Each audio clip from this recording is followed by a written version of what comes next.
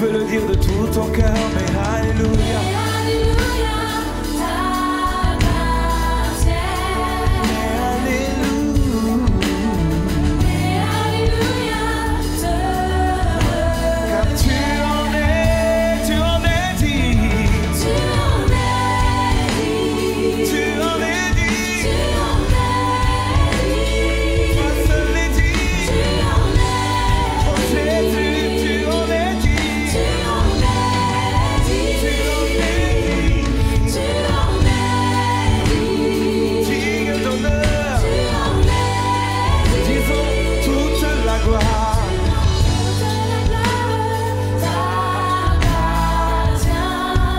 Toute la gloire t'appartient. Toute la gloire te revient. Est-ce que tu peux le dire encore? Toute la gloire t'appartient.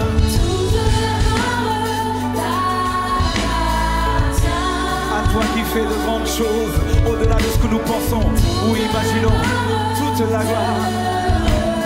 Tu en es digne. Tu en es digne. Tu en es.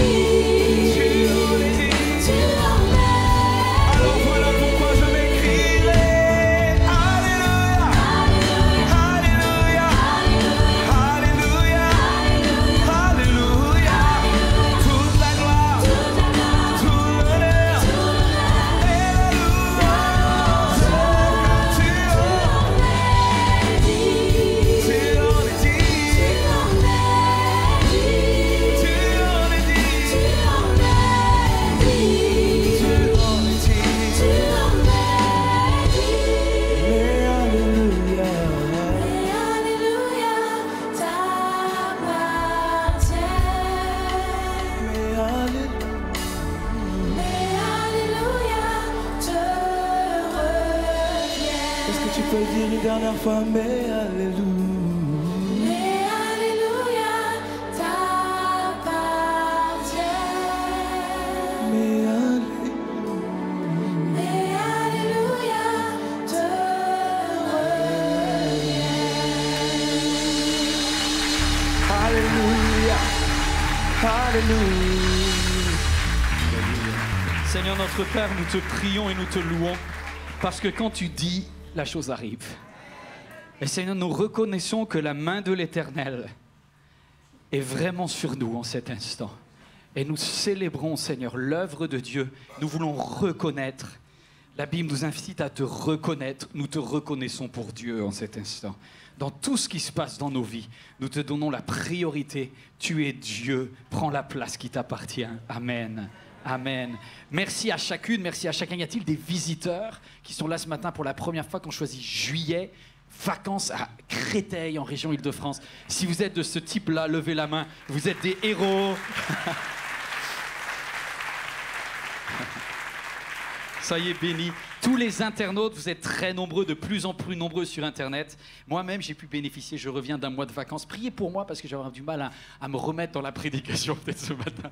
Mais waouh, c'est bien les vacances. Pour ceux qui partiront bientôt, soyez bénis. Pour tous ceux qui y sont et qui nous regardent en direct, soyez également bénis. Nicolas, le pasteur, nous a apporté un message, la peur de perdre, dimanche dernier. Aujourd'hui, c'est la peur de perdre 2, le retour. Et on ne va pas parler d'Ananias, qu'on a déjà vu, mais on va parler de Barnabas. Barnabas aujourd'hui. Et pour faire un petit flashback, pour ceux qui n'étaient pas là la semaine dernière, j'ai été très touché par une illustration que le pasteur Nicolas nous a donnée. Il nous parlait d'un petit enfant qui avait peur de sortir dehors de sa maison quand il faisait nuit. Et pourtant, il y avait un système d'éclairage automatique à détection qui était installé. Est-ce que vous connaissez ce genre de système où lorsque tu bouges, toc, la lumière apparaît? Mais le petit garçon demandait à son papa, « Papa, allume d'abord, parce que j'ai peur de la nuit. » Et la leçon de l'éclairage automatique, c'est que petit garçon, si tu fais le premier pas et que tu choisisses de marcher, que tu partes de ta zone de confort et que tu marches dehors, le détecteur de mouvement divin va te localiser et la lumière de Dieu est sur toi. C'est comme ça que ça se passe lorsque tu pars, la peur perd. Il y a quelque chose d'extraordinaire de voir que Dieu apprécie non pas faire les choses à notre place, mais nous voir prendre place dans ses projets et il est notre lumière. Ça, c'est très, très bon. On était en livre des Actes, on était au chapitre 4, on est au verset 31, et on lit ensemble. Quand ils eurent prié, c'était juste après la Pentecôte, l'endroit où ils étaient rassemblés trembla, ils furent tous remplis du Saint-Esprit, et ils annonçaient la parole de Dieu avec assurance. Et il se passe quelque chose. Ça, on l'a déjà vu, on a vécu la Pentecôte ensemble. Pour certains, vous avez vécu le culte sur France 2, c'était un très, très grand moment. Mais voici les versets qui continuent cela et qu'on n'a pas encore lus. La foule de ceux qui avaient cru n'était qu'un seul corps et qu'une seule âme. Et personne ne disait que ses biens lui appartenaient en propre. En fait, je vais vous donner un petit conseil. Commencez à dire Amen et Alléluia au début du texte, parce qu'à la fin du texte, vous n'allez pas réussir. Ça va vous gêner, d'accord ? Je suis honnête avec vous, ça va vous gêner. Ok, personne ne disait ses biens lui sont propres, mais ils mettaient tout en commun. Il n'y avait aucun nécessiteux parmi eux, car tous ceux qui possédaient des champs, des maisons, les vendaient et apportaient le prix de ce qu'ils avaient vendu. Certains disent pas Amen, mais disent les malades. Ok, d'accord. Et ils déposaient aux pieds des apôtres et faisaient distribution à chacun en fonction de ses besoins. Et ça, c'était la semaine dernière où Nicolas vous a expliqué cette peur que l'on a tous, ce stress quand on lit un texte. Seigneur, s'il te plaît, pas moi. Que les autres puissent me donner. Père, donne-moi le pain dont j'ai besoin. Mais personne ne prie, Seigneur, donne-moi de donner le pain à quelqu'un. Et il y a un exemple. Voici le verset que Nicolas n'a pas lu la semaine dernière parce qu'il me l'a laissé très gentiment. C'est ainsi que, par exemple, un certain Joseph, répétez après moi, Joseph. Joseph. Parce que c'est la dernière fois qu'on va dire son nom. Parce qu'il va changer de nom. Joseph possédait un terrain, c'était un lévite originaire de Chypre. Les apôtres le surnommaient Barnabas. Barnabas qui veut dire l'homme qui encourage. Et il a été notable de ce qu'il a vendu son terrain. Il dit, il vendit son terrain et il apporta l'argent et en remit le produit aux apôtres qui ont commencé à tout distribuer. Le terrain est parti en fumée, ou plutôt en baguette, ou en faritas, ou en crêpes, ou en ce qu'était le pain de l'époque. Amen.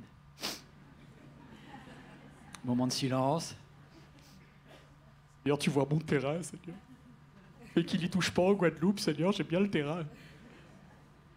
Mes amis, sur la terre, on a tous peur de perdre le peu qu'on a. Parce qu'il n'y a personne qui dit j'ai beaucoup ici. Hein. On a tous l'impression de ne pas avoir tout à fait assez. Et en fait, ce que tu risques de perdre sur cette terre, c'est exactement les deux seules ressources que chaque être humain a. En fait, Dieu a donné à tous, et j'ai déjà prêché là-dessus, 2 ressources.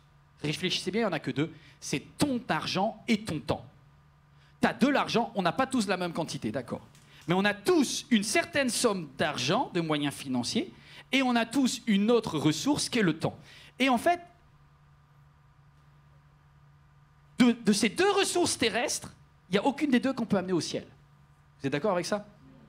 Ce qui restera sur la terre, en fait, il n'y a rien qui est embarquable. Le temps, il s'arrête, tu ne peux pas l'embarquer avec toi. Ton temps est fini, c'est terminé. Ce que tu n'as pas fait, tu ne peux plus le faire. Vous avez déjà vécu cette frustration de dire « si j'avais su ». Vous ne pouvez plus. Et ton argent, Tu cumules et tu peux rien embarquer. Vous êtes d'accord avec ça? Rien de ton argent, Jésus dit, ne mettez pas vos trésors là où la rouille et la teigne dévorent, parce qu'il restera rien. Mais qu'est-ce qu'on y tient comme meuble? Est-ce que je suis le seul qui ait perdu son portefeuille ou c'est déjà arrivé à quelqu'un de perdre son portefeuille? Dans quel état ça vous a mis lorsque vous avez perdu votre portefeuille? Lorsque vous réalisez que vous avez perdu votre portefeuille avec votre carte bleue à l'intérieur, et si vous êtes un peu tête de linotte, que vous avez laissé le code pas très loin, et là vous dites qu'ils vont toucher à mon argent. Et ça te rend malade de ce que ton argent puisse être utilisé par quelqu'un d'autre. D'accord avec ça? Ton argent, il n'est pas perdu, en fait, hein, on est d'accord. Soit il va rester, soit quelqu'un va l'utiliser. Mais... D'accord, bon, je laisse tomber ça. Bon, mais bref, on déteste l'idée que notre argent puisse être à quelqu'un d'autre, parce que c'est le nôtre. Mais c'est pareil pour notre temps. D'ailleurs, c'est étonnant, on va téléphoner immédiatement à la BNP, à la Société Générale, je ne sais pas quelle est votre banque, en disant « S'il vous plaît, madame, faites opposition! Opposition !» Et tu cries tellement fort dans le téléphone que la dame, elle comprend rien, parce que tu es stressé, parce qu'on va prendre ton argent, et que le temps diminue avant qu'ils prennent ton argent. Et ça te rend malade, parce que tu perds les deux choses que tu as le plus précieux sur la terre, du temps et de l'argent. Et pourtant, sur cette terre, il n'y a rien qui va rester de ton temps et rien qui va rester de ton argent. Jésus dit, en fait, il y a une chose qui reste sur la terre et que tu peux amener au ciel. Quelque chose qui n'a pas de fin. L'amour n'a pas de fin. La connaissance particulière cessera. Tous les puissants... Remets-moi le texte, merci beaucoup. Merci. Aujourd'hui, nous voyons comme au travers d'un miroir d'une manière peu claire. Mais alors nous verrons face à face. Aujourd'hui, je ne connais que partiellement, mais je connaîtrai complètement tout comme j'ai été connu au ciel. Et il dit, en somme, 3 choses demeurent. La foi, l'espérance et l'amour. Mais la plus grande d'entre elles, ce n'est pas la foi, mes amis. Alors là, j'étais un peu choqué, je ne sais pas comment vous voyez, parce que c'est par la foi qu'ils ont conquis des royaumes. C'est par la foi. Lisez le peuple des Hébreux, là. Lisez tout le livre des Hébreux. Lisez tout. Par la foi, c'est la monnaie du ciel. La foi, c'est la monnaie des géants. Mais ce qui est le plus important de tous, je n'ai pas dit que la foi n'est pas importante, mais c'est pour vous dire à quel niveau est l'amour pour Dieu. En fait, Dieu n'est pas foi, Dieu est... Et donc, en fait, qu'est-ce qu'on se souviendra, qu'est-ce qui restera de tout ce que tu as été sur la terre? L'amour, en fait. Et l'amour sous 2 formes, ta relation avec les autres, l'amour que tu auras donné aux autres, et ta relation avec Dieu. Et c'est pourquoi le jour où tu vas mourir, si tu es enterré, ou si tu es dispersé, ou si tu es enlevé mais qu'il reste du monde derrière toi, les gens vont arriver pour parler de toi, ils ne vont pas dire « Ah, cette femme, cette Magali, elle avait 192 000 € sur son compte au moment de sa mort. Et pourtant, ces 192 000 €, t'as galéré pour les avoir. » Personne ne s'en souviendra. Même tes enfants vont se battre pour ça. Ça va faire des disputes dans la famille, c'est tout ce que ça va faire. C'est-à-dire que tout ton argent, le jour de ta mort, personne ne dit « Elle était une femme qui était connue pour son argent !» Même pour ton temps, on ne va pas te connaître. Elle a lutté contre le temps avec du botox. Mais le temps a gagné. Et à son âme. Tu peux pas battre le temps. Le temps t'aura à la fin. Il restera rien du temps. Il restera rien de ton argent. Il restera quoi? L'amour. Et on pourra dire, c'était un homme gentil. C'était un père aimant pour ses enfants. C'était une femme qui a tout donné pour sa fille alors qu'elle était mère célibataire. Et c'est quelqu'un qui s'est donné corps et âme pour ceux qu'elle aimait. Et là, les gens vont pas pleurer pour tes 192 000 €. Ils vont se battre pour. Mais ils seront émus de ce que tu leur as donné en amour plutôt que de ce que tu leur as donné. Oh, vous comprenez ça? En fait, mes amis, je termine cette longue introduction en vous disant, En fait, on a deux ressources, c'est simple, c'est un échange. Il y en a qui ont déjà fait du trading, le mot anglais trade, qui veut dire échanger. En fait, tu dois échanger deux ressources, tu as du temps et tu as de l'argent. Et en fait, sur la terre, c'est ce que dit Jésus. Il dit, vous emporterez rien de votre temps, vous emportez rien de votre argent, transformez-le en amour parce que l'amour, ça s'embarque au ciel. En fait, ça sert à rien d'avoir du CFA en Norvège. Le CFA n'est pas reconnu en Norvège. Tu peux amener tous les CFA du monde, il va falloir que tu les changes pour pouvoir t'acheter quelque chose de sérieux en Norvège. On est d'accord avec ça? Tu peux pas aller dans le pays dans lequel tu vas avec la monnaie d'un autre pays. Tu vas devoir l'échanger. Tu vas venir avec ton argent et tu vas venir avec ton temps devant Dieu et il va dire non reconnu, désolé, ça vaut rien ici. Par contre, il y a quelque chose qui vaut c'est l'amour. Et Dieu va regarder combien tu auras aimé les autres et combien tu l'auras aimé lui. Vous voyez, c'est comme si ça se sépare en deux. L'amour que tu as eu pour Dieu, l'amour que tu as eu pour les humains. Eh mes amis, ça paraît un petit peu bizarre cette prédication. Vous dites, non mais c'est trop simple. Mais oui, c'est trop simple. Mais c'est hyper dur à vivre. Vous savez, ça, les prédications les plus simples sont les plus compliquées. Parce qu'en fait, vous savez, Jésus a dit, vous savez l'essentiel, il y a deux choses à faire. Aime ton Dieu et ton prochain comme toi. Si tu as fait ça, t'as tout fini. Y a-t-il quelqu'un qui se dit, spirituellement, j'avance pas. J'ai l'impression que je végétais. Oui, j'apprends plus rien quand je vais à l'église. C'est un peu la même chose tout le temps. Puis moi, Et tu es venu ce matin, tu as peut-être fait cette prière, Seigneur, est-ce qu'il y a quelque chose de nouveau que tu voudrais me montrer dans mon cœur pour que je puisse progresser? Quelle est ma marge de progression? Dieu te dit, attends mon ami, qu'est-ce que tu es en train de faire tes deux ressources de ton temps et ton argent? Est-ce que tu es en train de les transformer en amour? Parce que c'est ça l'objectif de ta vie. Dieu dit, les œuvres des justes les suivre. Je ne suis pas en train de dire que le salut s'achète. Le salut ne s'achète pas. Le salut, il t'a été offert à la croix. Toi, tu as juste accepté, tu n'as rien payé. Si quelqu'un vous dit de payer pour être sauvé, fuyez. Le salut est gratuit. Il est gratuit, il est à Golgotha. Il suffit simplement de croire et par la foi, tu reçois le salut de Dieu. C'est offert, tu ne payes pas pour ça. Par contre, Dieu dit, le juste qui est sauvé, il agit pour le bien des gens qui sont autour. Il va aimer son prochain comme lui-même. Il va utiliser son temps, il va utiliser son argent pour faire du bien aux autres. Vous êtes toujours là ou pas? Et ça va donner quoi? Ça va donner une réputation.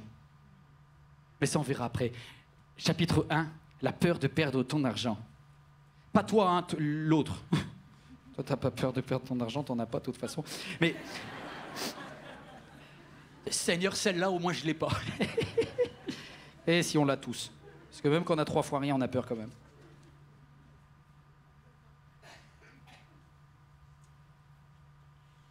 Joseph. On va oublier qu'il s'appelle Joseph.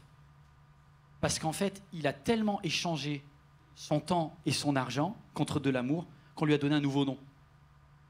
Ils ont dit, on va te surnommer Barnabas. Et Barnabas, en grec, ça veut dire celui qui encourage. Il est tellement positif, ce monsieur, qu'on ne se rappelle même plus de son prénom Joseph, mais qu'on parle de lui en disant celui qui encourage. Eh, stop, imaginez, l'église primitive, c'était plus de 3000, d'accord? Ils sont des milliers. Nous, on n'est rien là à côté. Mais sauf que, pour parler de Joseph, il suffisait de dire, tu sais, comment il s'appelle déjà? Un trou, là, j'ai un trou de mémoire, là. Moi, déjà, je ne connais pas les prénoms ici, il y a trop de monde. Mais t'imagines, à l'église primitive, ils arrivaient, c'est celui qui est positif, là. Attends, tu vois bien? Ah oui, Joseph, Barnabas. Il suffisait de dire celui qui encourage, celui qui est tellement positif. La sœur que, du genre, elle a même pas besoin d'avoir de prénom. C'est Jésus, quoi. Quand tu fais référence à ça, tu sais que c'est elle, parce que c'est... Waouh! Il sortait du lot, ce monsieur. Il sortait du lot. Grantin, perdre ton argent. Qu'est-ce qu'il a fait? Il a juste donné. Merci beaucoup, la vidéo. C'est ainsi que, par exemple, un certain Joseph possédait un terrain, c'était un lévite originaire de Chypre, et les apôtres le surnommaient Barnabas, ce qui veut dire l'homme qui encourage. Il vendit son terrain et il apporta l'argent et le remit aux pieds des apôtres. Mais mes amis, les apôtres, ils donnaient tout. Hein. De nos jours, les apôtres, ça c'est pour l'homme de Dieu, ça c'est pour la femme de Dieu, ça c'est pour les enfants de l'homme de Dieu. Cette époque-là, c'était différent. Non mais mes amis, il faut que les apôtres ils soient comme le... Bon, continuons.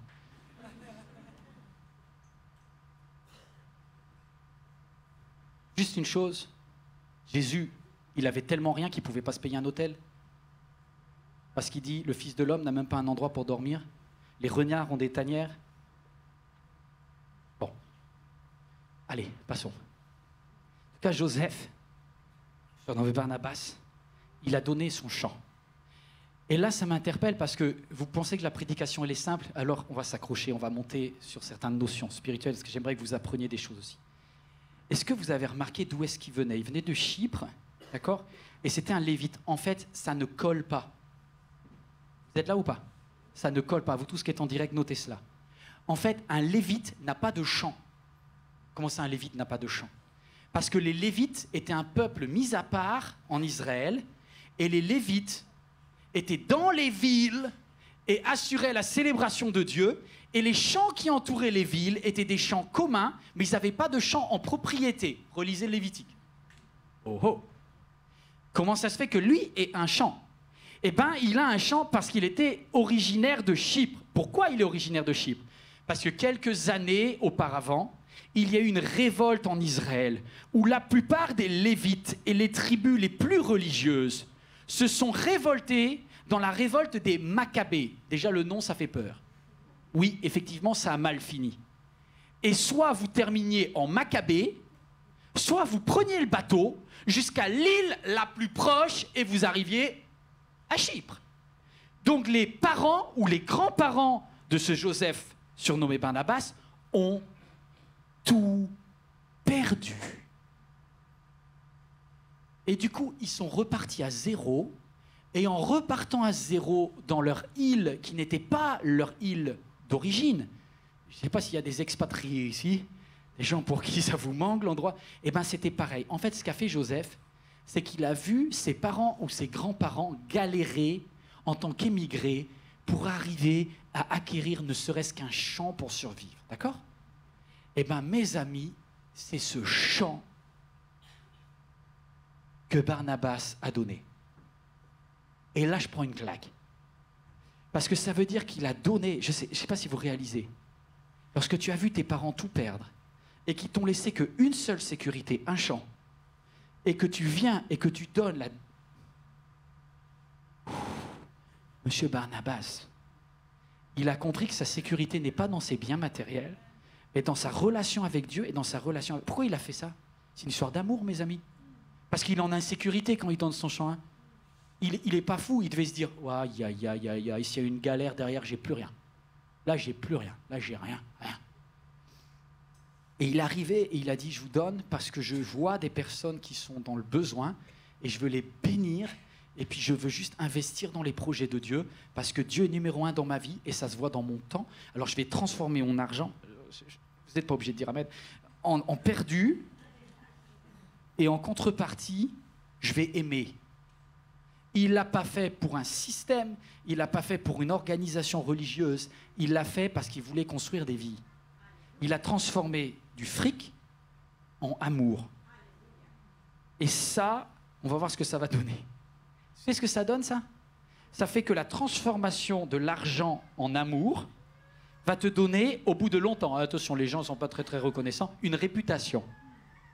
Ça va lui donner une réputation, et c'est là qu'on va dire, ce monsieur, il est tellement généreux, il est tellement bon, il est tellement positif, on va l'appeler Barnabas, l'homme qui encourage. Et ça ne va pas le dispenser d'avoir des galères. Est-ce que des fois, vous faites un acte de foi, de générosité, et après vous dites, pourvu qu'il n'y ait pas de galère qui arrive? Et Dieu dit, mais si. Mais si. Effectivement, les galères arrivent parce qu'on quitte acte 4, on arrive en acte 8, il y a des difficultés. Il y a une violente persécution qui se déchaîne contre l'église de Jérusalem et tous les croyants se dispersèrent au travers de la Judée et la Samarie, à l'exception des apôtres. Donc il n'y a que les apôtres qui restent en local et tous les autres y partent. Quant à Saul, parce qu'en fait, si tu restais, tu risquais de mourir. Donc il n'y a que les apôtres qui prennent le risque de mourir et les autres, ils se dispersent. Et quant à Saul, il cherchait... Vous savez, Saul, c'était avant que Paul devienne... Paul. C'est à l'époque où il était un intégriste anti-chrétien. Quant à Saul, il cherchait à détruire l'église, allant de maison en maison pour arracher les croyants, hommes et femmes, et les jeter en prison. Et lorsque les croyants qui s'étaient dispersés, ils parcouraient le pays en proclamant la bonne nouvelle du message. Alors on sait que Dieu transforme le mal en bien. Mais je voudrais juste vous dire, c'est tellement bon, c'est que tous ceux qui ont dit « Non, Je ne partage pas, je ne donne pas. De toute façon, ils l'ont perdu parce que l'apôtre Paul, il a arnaqué ta maison. Ils auraient piqué le champ de toute façon. Et c'est étonnant parce que on sait que ça ne dure pas l'argent, mais on veut quand même le garder. On a tellement peur de perdre. Normalement, c'est le moment où il y a une femme qui a un peu trop dépensé la semaine dernière en shopping, qui doit donner un coup de coude à son mari. Tu vois, chérie, de toute façon, l'argent, c'est fait pour être dépensé, le pasteur, il a dit. Bon, laissez-moi juste nuancer. Il faut le dépenser en amour, mais pas seulement en Chanel, d'accord? C'est une petite différence, mais bon. Parce que le Chanel aussi, il restera pas. Ok, bon, je ferme la parenthèse. Mais en tout cas, lorsque tu réalises que tu as transformé ça en amour, en fait, c'est pas vraiment perdu parce que de toute façon, le champ, tu aurais fini par le perdre.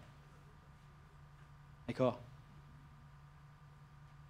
Même l'appartement, la maison, il n'y a rien qui restera. Ok, d'accord. Peur de perdre ton argent, je passe. Deuxième chose que tu as peur de perdre, c'est perdre ton temps. Pour ceux qui n'ont pas beaucoup d'argent, vous êtes ciblés maintenant. Puis les riches, vous pouvez dire, c'est fini. Et Jésus dit que c'est dur d'être riche. Plus facile à un chameau. Non, ouais, c'est pas vrai. Mais pour chacun, nous avons un certain montant de temps. Et il y a une grande injustice sur le temps. Certains ont un temps très court, d'autres un temps très long. On a tous un ami qui a eu un temps plus court que nous. Un proche qui a eu un temps plus court que nous. Et le temps, c'est très précieux. Après un certain temps, les Juifs intégristes résolurent de faire mourir Paul qui vient de se convertir. Là, on est dans Acte 9. Il s'est passé quelque chose, la conversion de Paul. Le bourreau antichrétien est devenu chrétien. L'intégriste est devenu un homme rempli de grâce et de bonté qui vient d'être sauvé par un certain Ananias, écoutez la semaine dernière. Et là, qu'est-ce qui se passe? Une nuit, les disciples qui l'enseignaient l'emmenèrent et le firent descendre dans une corbeille le long du rempart. Ils vont exfiltrer l'apôtre Paul de Damas et ils vont l'amener où? Arriver à Jérusalem.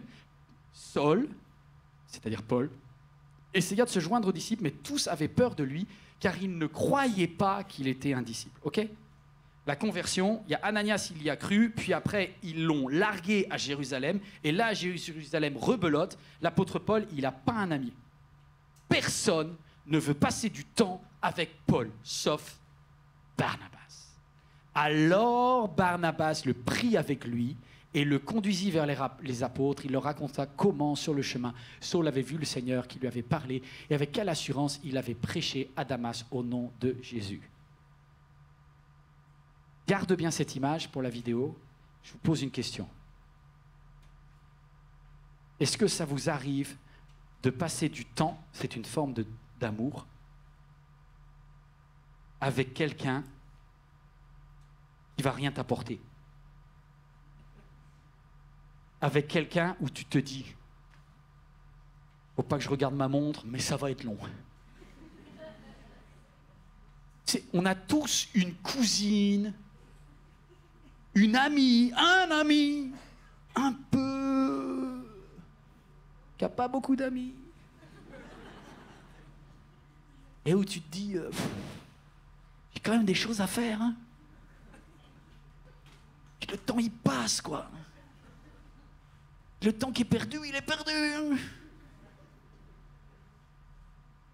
Et là, tu laisses le téléphone et elle parle au téléphone et toi, tu es là, oui, oui, oui.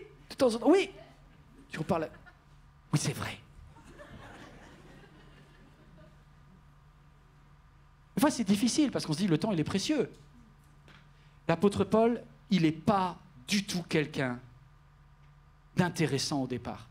Oui, il a une histoire qui est belle, mais une fois que tu l'as entendu, c'est bon, c'est fini. Hein. Le monsieur, c'était quand même un intégriste complètement barré et on ne sait pas s'il ne va pas retourner et de redevenir dingue, le gars. Hein. Parce qu'il a fait lapider Étienne, il a amené des femmes et des enfants en prison. Vous comprenez, il est spécial. Alors oui, il a été aveugle, oui, il s'est converti, mais vous savez, il y a des conversions, des fois, ça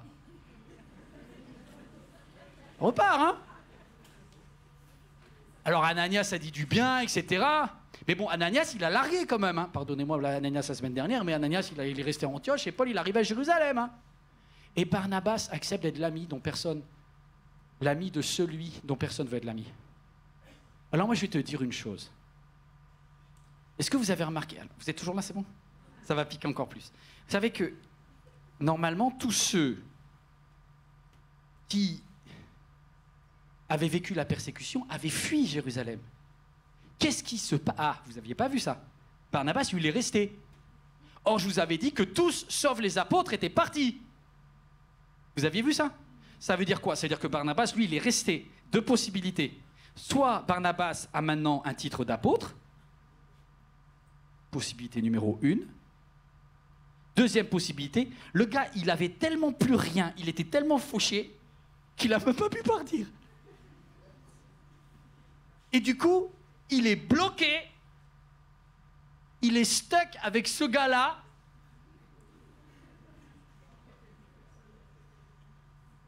Et Barnabas, il est là, mais vas-y Paul, raconte-moi ton histoire, et comment ça s'est passé? Oui, des écailles des yeux, un truc de fou, etc. Et regardez, même les apôtres ne veulent pas écouter Paul. C'est Barnabas qui doit raconter ce que Paul a vécu. Parce que les apôtres, on ne veut pas voir le dingue, là. Et donc Barnabas, il dit, si, je vous assure, c'est arrivé comme ça. Donc Barnabas va jouer sa réputation et son temps sur le cas Paul. Et il va perdre du temps à écouter Paul. Est-ce que vous avez déjà reçu un ami chez vous? Non. Bon. Je sais qu'il n'y a pas beaucoup de personnes ici qui ont des chambres d'amis. C'est un luxe en Île-de-France, d'accord? Donc en fait, quand tu reçois quelqu'un, du genre c'est ton fils qui déménage. Et la personne, elle est là, et puis elle dit « Oh, mais ça me fait tellement plaisir !» Et toi, tu es là, tu dis « Demain, je commence à 8h, là, faut pas délirer. » À 10h, on est au lit, hein, 10h, elle est là, à 11h30. « Mais oui, patati, patati. » C'est pas possible, mais sérieux. Et puis il y a ton mari qui dit « La prochaine fois, avant d'être généreuse, tu me demandes. » Enfin bref, c'est quelque chose de compliqué que le temps qui part. Et Barnabas, il est resté. Bravo Barnabas, faut que j'arrête, je suis trop long. Le temps donné par amour n'est jamais perdu. Pourquoi? On va faire un petit flashback. Pourquoi c'est le temps donné par amour n'est jamais perdu? Parce que juste après avoir accueilli Saul, en fait, Barnabas, il va y avoir enfin quelque chose qui se débloque dans ta vie. Pendant longtemps, des fois, tu restes bloqué à un endroit. Je suis le seul ou ça vous est déjà arrivé de rester bloqué? Tout le monde est parti, mais toi, tu es resté? Et regardez, quand il est à Jérusalem, il est bloqué. Tout le monde est parti. Et Barnabas, je pense, il attend une occasion de Dieu, mais il n'a pas les finances, il n'a plus rien, il a tout donné. Alléluia. Et là, il se passe quelque chose à Antioche. Et on dit à Antioche qu'il y a un réveil. Alors ils vont envoyer, c'est 2 slides avant la vidéo, voilà, super. Ils vont envoyer, ou un peu plus, ils vont envoyer Barnabas à Antioche. Et qu'est-ce qui va se passer à Antioche? C'est juste un petit peu avant. Il y a eu un réveil. Il va y avoir des dizaines, regardez-moi ici. Il va y avoir des dizaines de conversions. La nouvelle parvint aux oreilles des membres, bravo, de l'église de Jérusalem et ils envoyèrent Barnabas à Antioche. Enfin, un voyage qui est payé. Et à son arrivée, lorsqu'il vit la grâce de Dieu, il en éprouva de la joie. Il les encourageait. Bah oui, c'est Barnabas, il est toujours comme ça. Tous à rester attachés au Seigneur d'un cœur ferme. C'était un homme de bien, plein d'Esprit Saint, de foi. Une foule assez nombreuse s'attacha au Seigneur. Enfin, et c'est marrant, il s'est occupé du gars que personne ne voulait d'avoir, le squatteur de base, le raté, celui qui a une vie qui est nulle. Il a pris soin de quelqu'un dont personne ne voulait prendre soin. Et il y a un moment où Dieu dit, puisque tu es resté, prendre soin de quelqu'un de qui personne ne voulait prendre soin, je t'amène dans un endroit pour prendre soin de plein de monde où tout le monde voudra être ton ami. Et en fait, Barnabas va arriver comme pasteur de la nouvelle église d'Antioche. Et là, c'est un carton. Le gars, il est plus populaire que populaire. Tout le monde veut être le pote de Barnabas parce que c'est Monsieur Barnabas. C'est beau quand même. Mais n'empêche que, au début, il faut rester pour une bonne raison. J'ai juste une pensée de Dieu. J'allais aller trop vite. Je voudrais dire ça à quelqu'un. Peut-être quelqu'un se sent bloqué aujourd'hui à s'occuper de... Je ne sais pas qui. Mais en tout cas, personne dans ton entourage veut t'occuper de cette personne. Et c'est toi qu'elle a. Je te dis de la part de Dieu, lorsque tu restes pour une bonne raison, tu ne perds pas ton temps. Lorsque tu restes pour une bonne raison, tu ne perds pas ton temps. La preuve, c'est que Monsieur Paul, de qui Barnabas a pris soin, alors que Barnabas maintenant a eu sa promotion et qu'il est à Antioche, qui il va le faire appeler? Il va faire appeler Paul. Et c'est pour ça que le verset d'après il nous dit, Barnabas alla chercher Paul qui était à Tarse et le fit revenir, regardez, pour aller chercher Paul. Quand il l'eut trouvé, il l'amena à Antioche. Et pendant toute une année, ils participèrent aux réunions de l'Église. Ils enseignèrent avec beaucoup de personnes. C'est à Antioche que pour la première fois, les disciples... Il y a tellement de choses à dire. Les disciples furent appelés chrétiens. Laissez-moi vous dire une chose. C'est que Barnabas était Monsieur Joseph. On lui a donné un surnom, l'homme qui encourage. C'est-à-dire que sa réputation, le fait d'avoir transformé son argent en amour, ça lui a donné la réputation de quelqu'un de positif. Mais maintenant qu'il a donné son temps, ça a donné en réputation une église de chrétiens. C'est énorme. En fait, c'est comme si toute l'église a pris un surnom. Et c'est pas les chrétiens qui se sont donné le surnom, c'est les inconvertis, les gens qui ne connaissent pas Dieu. Ils ont dit, ces gens-là, c'est des malades, ils ressemblent tellement à Jésus, on va les Christ, on va les appeler les chrétiens. C'est incroyable comment il a transformé du temps en amour. Après avoir transformé de l'argent en amour. Et donc Paul sert à quoi alors? Paul le raté. Eh bien, Barnabas va aller chercher Paul. Et Paul, il a tellement grandi spirituellement que c'est devenu un prof de théologie. Et c'est à Antioche, sous le stage de Monsieur Barnabas comme mentor, que Paul va démarrer son ministère. Et là, Paul, il va commencer à enseigner. Et en fait, laissez-moi vous dire un truc. Tu pensais avoir perdu du temps en t'occupant de Paul? Qui sait si un jour, cette personne pour qui tu as passé du temps ne deviendra pas ta plus grande aide. Alléluia. Si la personne à qui tu as consacré des heures, cet enfant où tu dis, mais il apprendra jamais les maths, le gars, là. Ben, je ne sais pas si c'est en maths qu'il va performer, mais peut-être que grâce avec le temps qu'il a passé avec toi, il deviendra une meilleure personne. Et plus tard, lorsque tu seras plus vieille, lorsque tu seras plus vieux, que tu auras un peu moins de temps, cette personne viendra t'aider. Alléluia. Je prie parce que Dieu voit tout ce que je fais. Et chaque minute, je ne suis pas en train de dire de faire n'importe quoi avec ton temps. Je suis en train de dire, à chaque fois que tu donnes ton temps par amour, Dieu le transforme en réputation. Alléluia. Wouh! Je termine. C'est beau ça. C'est à vous-même que vous devez célébrer. Vous devez célébrer chaque homme, chaque femme qui peut-être a quelqu'un d'handicapé dans sa famille. Quelqu'un qui vit avec un conjoint difficile. Quelqu'un qui a une collègue dont tout le monde se barre quand elle rentre. C'est toi qui mérites les applaudissements. C'est toi qui, dans ton service, parce que tu es responsable de service à l'église, a vraiment un équipier difficile à gérer. Passe du temps. Ne perds pas ton temps, mais si tu passes du temps, fais-le par amour, fais-le sans intérêt autre. Dis, voilà, j'ai reçu gratuitement, je donne gratuitement. Moi, Dieu m'interpelle là-dessus. Parce que sinon, on est toujours dans le dire, qu'est-ce que je peux retirer de cette personne? Laisse tomber, c'est pas de l'amour. Et donc, la réputation va devenir géniale, tellement bien qu'ils vont partir ensemble. En fait, la fin de ce chapitre 13, c'est que Barnabas et Saul vont partir ensemble faire la grande tournée missionnaire. Pourquoi? Parce que le Saint-Esprit va dire « Mettez-moi à part Paul et Barnabas. » Alléluia! Et donc les deux, ils vont devenir les top. Le fauché et le paumé vont devenir les plus grands ministères. C'est génial. Parce qu'ils aiment, en fait.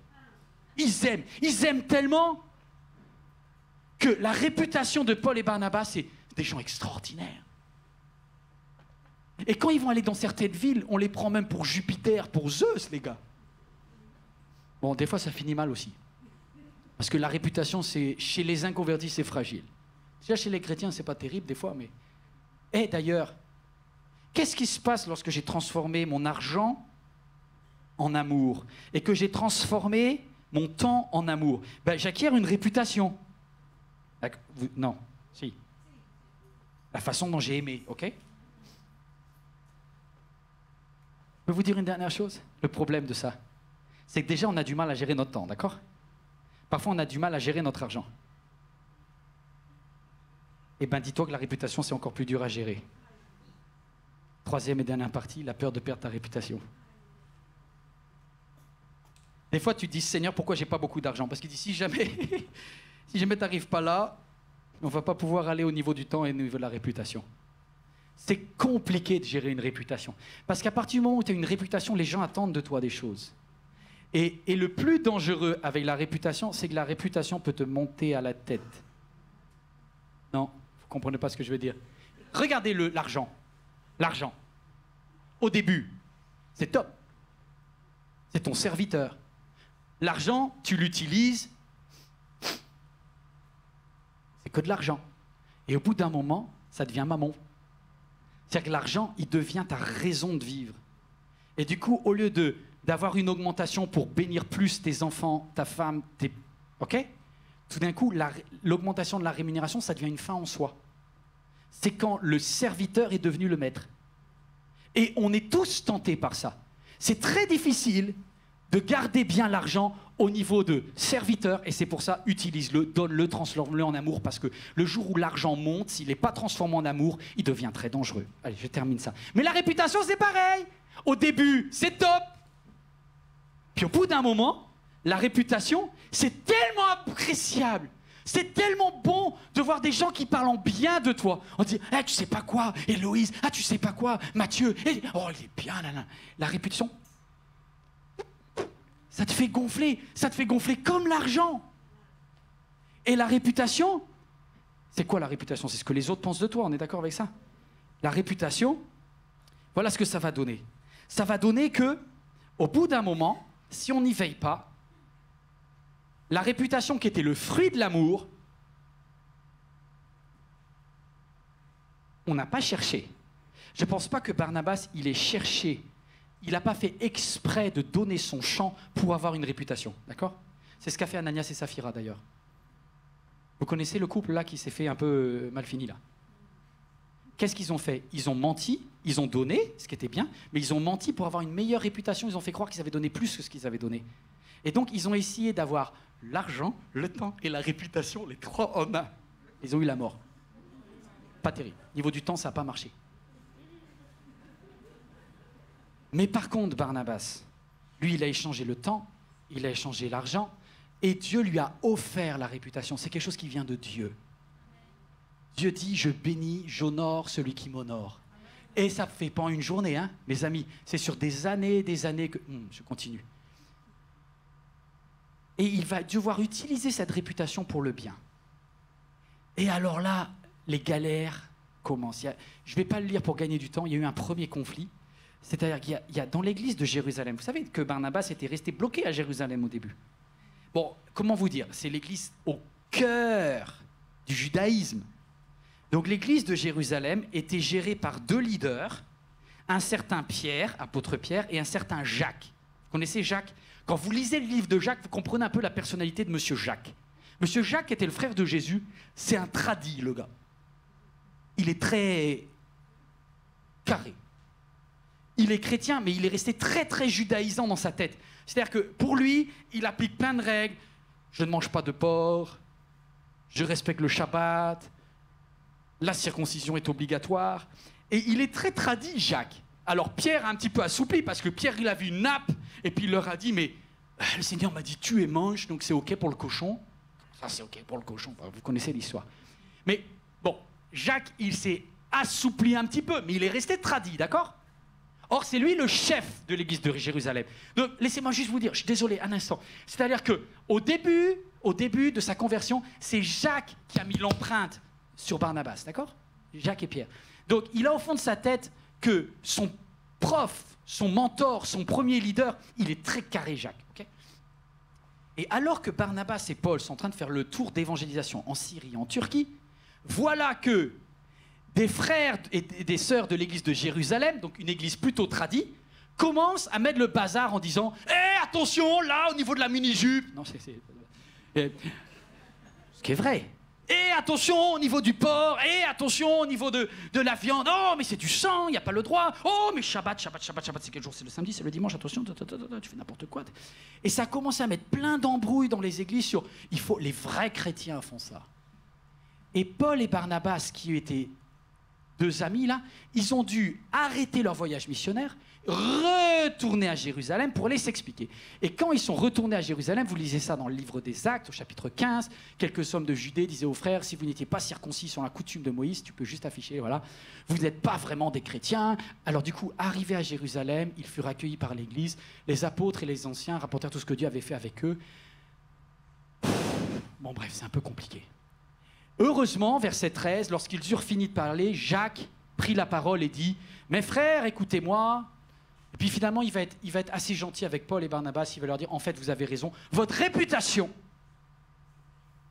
et les œuvres de Dieu valent qu'on continue comme vous avez fait. C'est pourquoi nous avons décidé d'un commun accord de choisir des délégués, de les envoyer avec nos bien-aimés Barnabas et Paul, ces hommes qui ont livré leur vie pour le nom du Seigneur Jésus-Christ. » La réputation les a sauvés là. Vous êtes là ou pas? La réputation les a sauvés. Sauf que le premier conflit les a soudés. Et donc, ils disent impeccable, un chrétien n'est pas obligé d'être circoncis, un chrétien a le droit de manger du cochon, un chrétien n'est pas obligé de respecter un certain jour de la semaine. Quelqu'un le fait pas, c'est possible. Relisez 1 Corinthiens, l'apôtre Paul va l'expliquer très bien. Et du coup, libérés de cette galère de Jérusalem, ils repartent à Antioche, l'église dans laquelle ils sont un peu les stars, d'accord? L'église dans laquelle Paul et Barnabas ont été mis à part par le Saint-Esprit. Ils arrivent à Antioche, et là, ça se passe bien. Deuxième conflit. Cette fois-ci, ce n'est pas juste des chrétiens qui viennent de Jérusalem, c'est Monsieur Pierre. Il est dit, alors, ça vous lisez dans le Gala, mais lorsque Pierre est venu à Antioche, c'est l'apôtre Paul qui parle. L'apôtre Paul, il a du caractère. Hein. Il dit, je me suis ouvertement opposé à lui parce qu'il était condamnable. En effet, à la venue de quelques personnes de l'entourage de Jacques, il mangeait avec les non-juifs. Il mangeait du cochon, il mangeait tout ce que... D'accord? Mais, après leur arrivée, il s'est esquivé. Le gars, il a quitté les agapes, il a quitté le café, il est dans une part avec les super saints. Il s'est tenu à l'écart par crainte des circoncis. Les autres juifs ont pratiqué avec lui ce double jeu de telle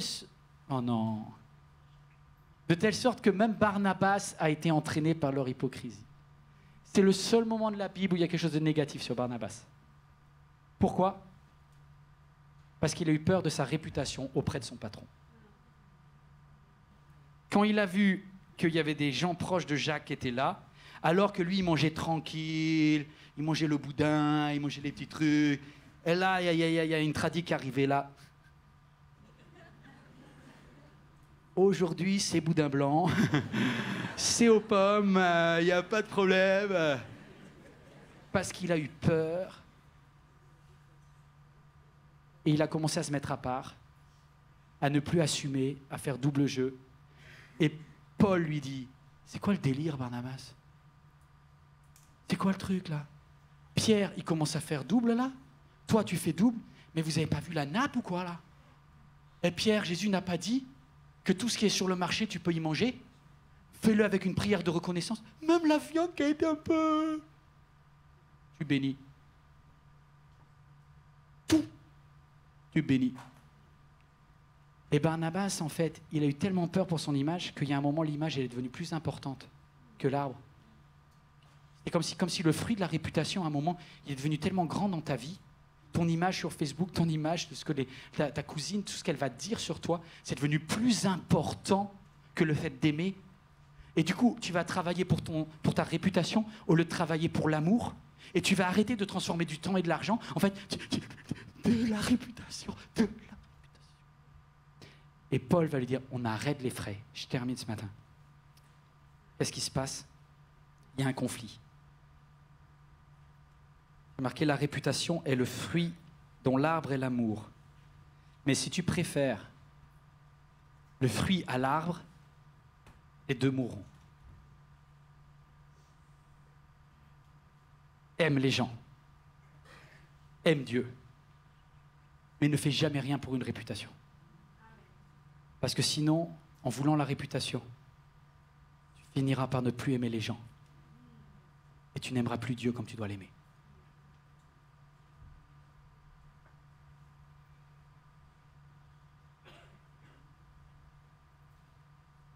Barnabas est triste parce qu'il vient de se rater. lui qui encourage a été pris en flag, comme quoi même les meilleurs. Hein. C'est juste un homme, hein, en fait. Hein. C'est pour pas qu'on se dise « Ouais, mais Barnabas, il est trop exceptionnel, moi, j'ai pas besoin d'être là. » Barnabas aussi s'est raté. Et il y a un moment où il a dévié, il a préféré sa réputation au fait d'aimer. Et Paul l'a repris. Et puis quelques jours après, c'est le dernier. Paul et Barnabas restaient à Antioche. Quelques jours plus tard, Paul dit à Barnabas, retournons visiter nos frères et sœurs dans toutes les villes où vous annoncez la parole du Seigneur pour voir comment ils vont. L'apôtre Paul dit à Barnabas, c'est ok, je te pardonne, il n'y a pas de souci, on arrête l'embrouille, on va juste repartir pour un deuxième voyage missionnaire. Est-ce que quelqu'un peut me dire ce qui va se passer? Est-ce qu'ils vont partir, oui ou non? Non, ils ne vont pas partir. Pourquoi ils ne vont pas partir? Parce qu'ils vont se prendre la tête. Quoi? Des hommes de Dieu vont se prendre la tête? Ils vont se prendre la tête. Sévère. Une telle dispute. Et l'apôtre Paul va écrire l'objet de la dispute. Il dit, j'ai proposé à Barnabas de partir, mais, écoutez ça, regardez-moi, mais Barnabas voulait amener avec lui Jean-Marc, le lâcheur, le pas fiable, le gars avec une réputation pourrie, et il voulait l'embarquer en voyage avec nous. Alors j'ai dit non. Et Barnabas a dit, ben, puisque c'est comme ça, moi je reste avec celui avec la mauvaise réputation. Parce que je veux lui donner une chance. Parce que je ne me battrai pas pour ma réputation. J'aimerais ce Jean-Marc, celui qui s'est raté, je vais l'aimer tellement fort que je vais prendre le risque sur ma réputation afin de réhabiliter la sienne.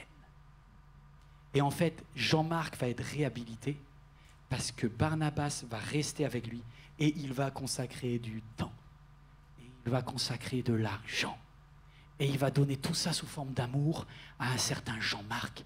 Et l'apôtre Paul, juste avant de mourir, écrira en disant à propos de Jean-Marc, je me suis trompé parce que ce gars-là, il m'est utile. Jean-Marc est devenu le plus fiable. C'est Jean-Marc qui était dans la prison de l'apôtre Paul au dernier moment. Expliquez-moi comment ça se fait que Jean-Marc est en train de donner du temps et de l'argent à Paul.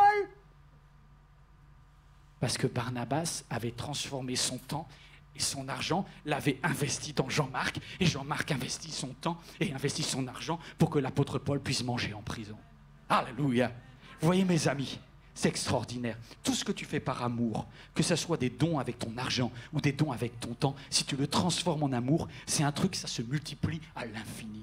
Et comme ça, on verra que vous êtes des chrétiens. Et comme ça, on va voir vous êtes à l'amour que vous avez les uns pour les autres. Pas à l'argent que vous avez, pas au temps, mais à la façon de transformer votre argent et votre temps pour construire des vies. Et vous recevront dans les tabernacles éternels de l'Éternel. Ça, c'est des choses qui valent la peine, c'est ce qui restera de votre vie. On va fermer les yeux. Seigneur, viens, s'il te plaît, changer mon comportement. Il y a quelqu'un qui est venu ce matin en disant, je ne sais pas ce que je peux apprendre dans ma vie de la part de Dieu aujourd'hui.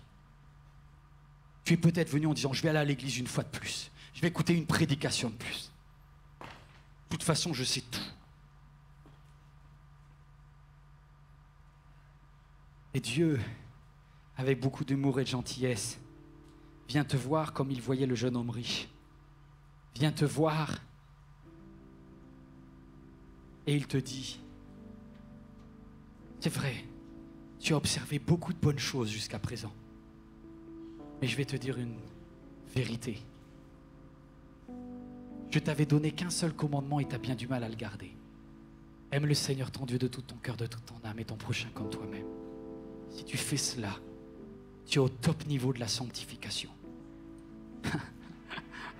Tu es au top niveau. Alléluia. Y a-t-il quelqu'un qui reconnaît on pense avoir une bonne réputation, mes amis.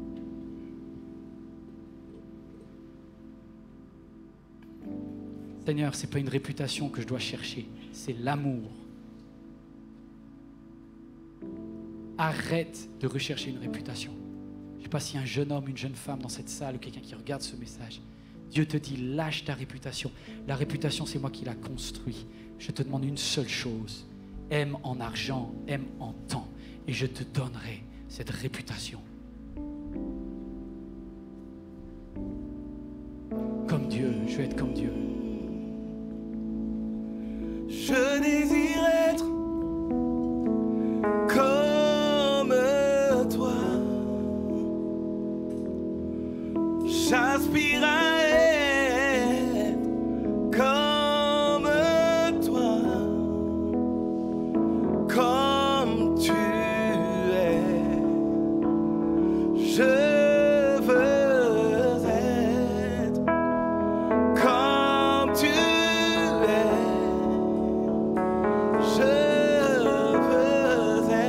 C'est ta prière ce matin, on va se lever ensemble. Ou également derrière votre écran. Je désire être comme toi. Je ne suis pas arrivé ce matin. Si quelqu'un se rend compte qu'il n'est vraiment pas arrivé, commence à demander pardon à Dieu pour toutes les fois où tu utilises mal ton argent et ton temps. Le Seigneur, je veux être comme toi.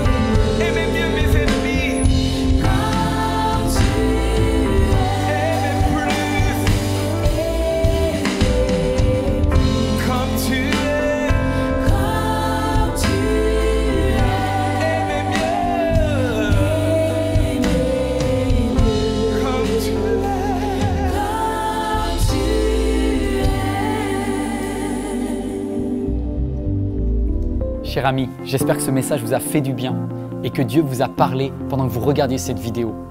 Vous avez décidé de vous approcher de lui, n'hésitez pas à aller plus loin. En tout cas, si vous passez en région parisienne, vous êtes le bienvenu ici à MLK à l'un de nos 5 cultes. Si vous désirez nous suivre sur églisemlk.fr, vous aurez accès à tous nos messages Également sur la chaîne YouTube ou encore sur Facebook. Vous êtes le bienvenu à chaque fois. C'est un plaisir de vous recevoir. À très bientôt, j'espère. Merci.